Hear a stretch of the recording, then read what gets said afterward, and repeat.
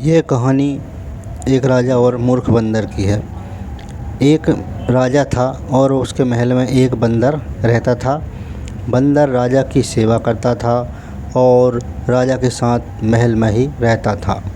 राजा जब भी कहीं बाहर घूमने जाता तो बंदर को अपने साथ ले जाता था। इस तरह से वह राजा का खास और विश्वास पात्र सेवक बन गया था। एक बार गर्मी का समय था और राजा अपने महल में सो रहा था और बंदर राजा के पास जाकर बैठ गया और पंखा हिलाकर राजा को हवा कर रहा था। तभी बाहर से उड़ती हुई एक मक्खी आई और राजा के ऊपर आकर बैठ गई।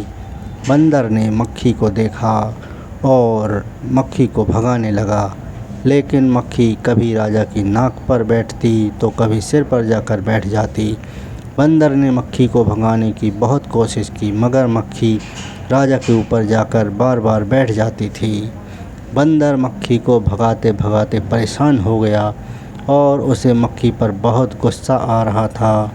इस बार बंदर ने गुस्से में राजा की तलवार उठा ली और जैसे ही मक्खी राजा की गर्दन पर जाकर बैठी, तब बंदर ने मक्खी पर पूरी ताकत से तलवार चला दी। मक्खी तो उड़ गई, लेकिन राजा की जान चली गई। तो दोस्तों, इस कहानी से हमें यही सीख मिलती है कि हमें मूर्ख मित्र से मित्रता नहीं करनी चाहिए। मूर्ख मित्र से चालाक शत्रु ज़्यादा बेहतर होता है। सब्सक्राइब कीजिए चैनल को। मिलते हैं अगले वीडियो में।